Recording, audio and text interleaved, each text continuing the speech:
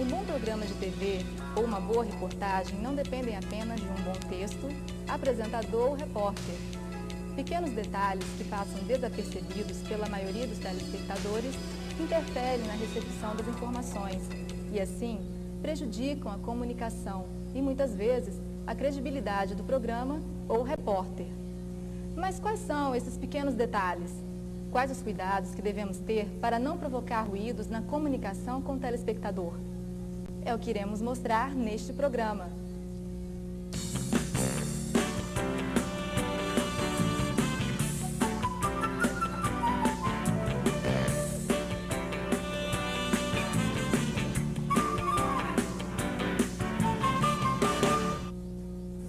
Em televisão, a classificação dos planos é um pouco diferente da utilizada no cinema, principalmente pela dimensão da tela. Assim como nas novelas, minisséries e comerciais, o telejornalismo também se utiliza desses planos, que possuem uma linguagem própria, que todo repórter deve conhecer e saber utilizar.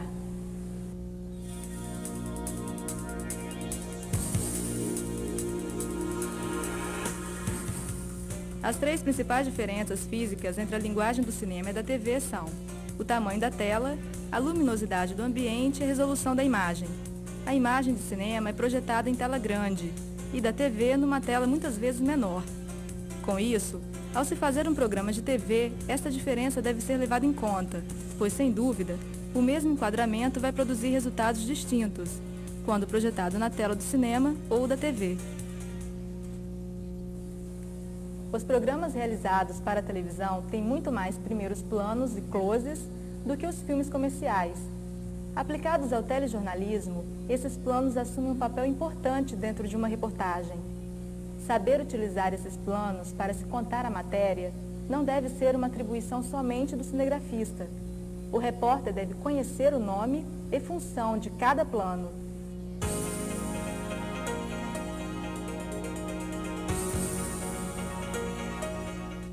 Este é o grande plano geral. Ele é utilizado para demonstrar grandes ambientes ou fachadas de prédios. Normalmente, o repórter não grava sua passagem com este enquadramento, a não ser quando o próprio repórter for utilizado para proporcionar uma relação de escala com outro objeto, como buracos em grandes rodovias ou próximos a grandes animais. Plano geral também só é utilizado quando o ambiente for o fator mais importante dentro da matéria. A diferença desse plano para o que acabamos de ver é que se perde a proporção de escala que o repórter faz com relação a outros objetos. Este é o plano médio. Ele corta o repórter um pouco acima do umbigo. É o mais utilizado nas passagens. O PMDB e o PSDB disputam a relatoria do plano de investimentos do governo para os próximos 4 anos. O presidente da Comissão Mista de Orçamento, senador Gilberto Mestrinho, indicou o senador Jader Barbalho. O juiz Leopoldino tinha conseguido a cópia de um plano de voo de 4 anos atrás. O documento mostra que o desembargador Udiles Freitas de Souza... Este é o plano de conjunto, também chamado plano americano. Observe que ele corta as minhas pernas na altura do joelho. É muito utilizado em sonoras e em passagens, onde o ambiente de fundo também seja fator importante dentro da matéria. Uma dica: nunca grave a sua passagem com um fundo neutro, como uma parede.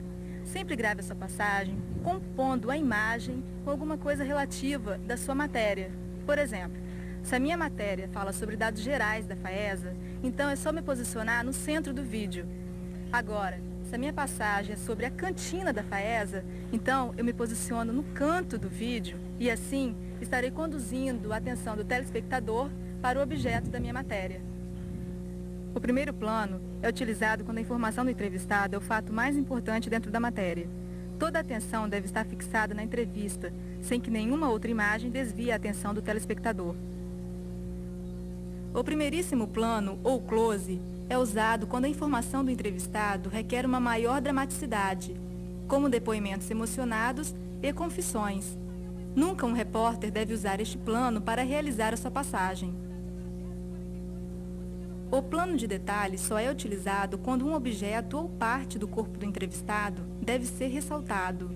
É um plano de forte impacto visual e deve ser usado moderadamente. Esses foram os planos e enquadramentos que são realizados com a câmera fixa.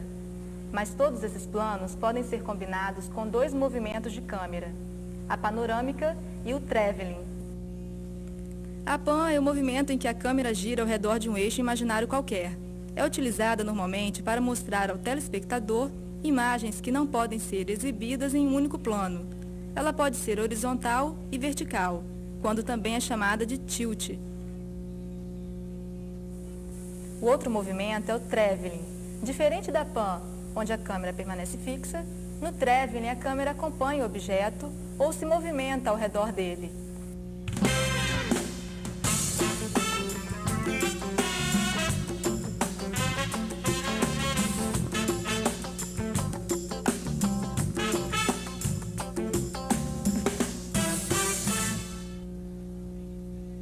Além desses movimentos, existe o zoom, que é a variação do ângulo de visão da objetiva. Quando aproximamos de um objeto, temos o zoom in.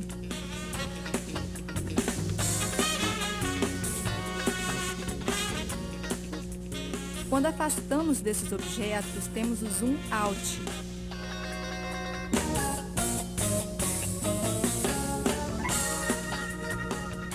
Como meio de demonstrar uma passagem de tempo, temos dois recursos, o fade in, que é um escurecimento progressivo da imagem, e o fade out, que é o caminho inverso. A imagem vai clareando até sua luminosidade normal. O outro recurso é a fusão de imagens, onde uma imagem vai desaparecendo aos poucos, ao mesmo tempo em que uma outra vai surgindo.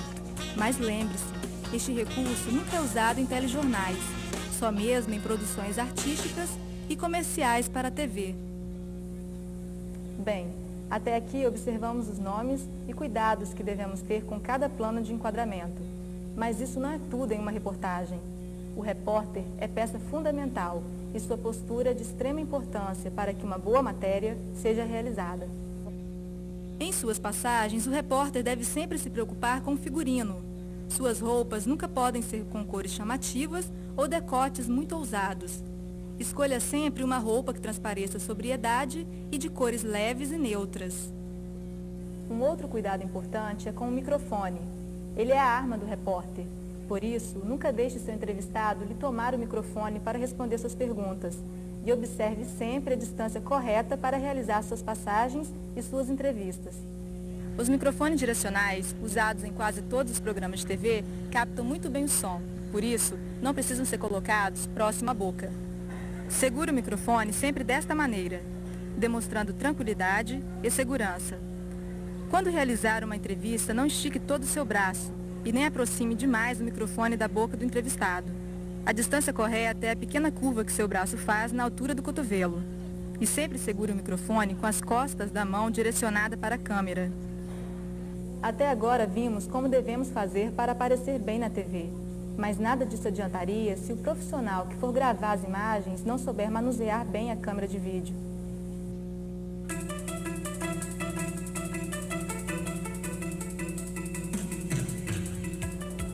Um primeiro cuidado é com a postura. Segure a câmera com firmeza, acomodando bem ao ombro. Abra um pouco as pernas para que você não balance e tente se manter firme. Nunca utilize movimentos bruscos e com zoom, a não ser que seja uma matéria sobre perseguição ou fuga. Grave sempre imagens paradas, ou quando necessário, com movimentos leves. Outro recurso pouco utilizado, mas que bem usado proporciona boas imagens, é o ajuste manual da íris. Nem todo ambiente tem a luz desejada. Ela pode ser fraca ou muito forte.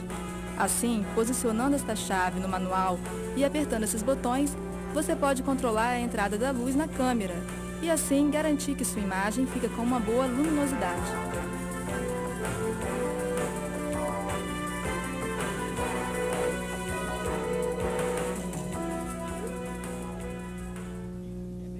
Por falar em luminosidade, a iluminação em TV deve ter um cuidado todo especial. Em ambientes fechados, como salas e escritórios, um único spot de iluminação é o suficiente. Basta direcioná-lo para o teto. Assim, toda a sala será preenchida pela luz e a câmera irá compensar qualquer deficiência. Caso ainda fique com pouca iluminação, basta regular a íris da câmera como mostramos anteriormente. Se o local a ser iluminado for à noite aberto, o spot deve ser posicionado atrás do cinegrafista. O importante é nunca iniciar uma gravação com problemas de iluminação, pois todo o material será perdido. Verifique sempre pelo visor da câmera.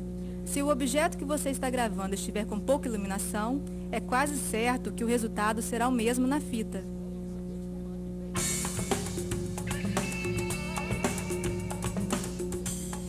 Os efeitos de uma produção para a TV variam muito de acordo com o tipo de equipamento que se utiliza, mas os nomes dos efeitos são quase sempre os mesmos. O wipe são quadros que varrem uma imagem à medida que vão sendo acionados.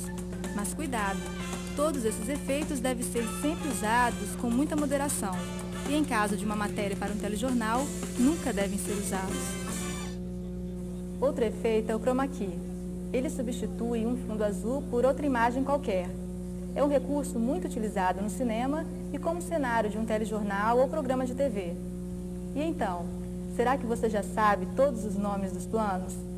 Que tal um pequeno teste? Tente acertar os nomes desses planos.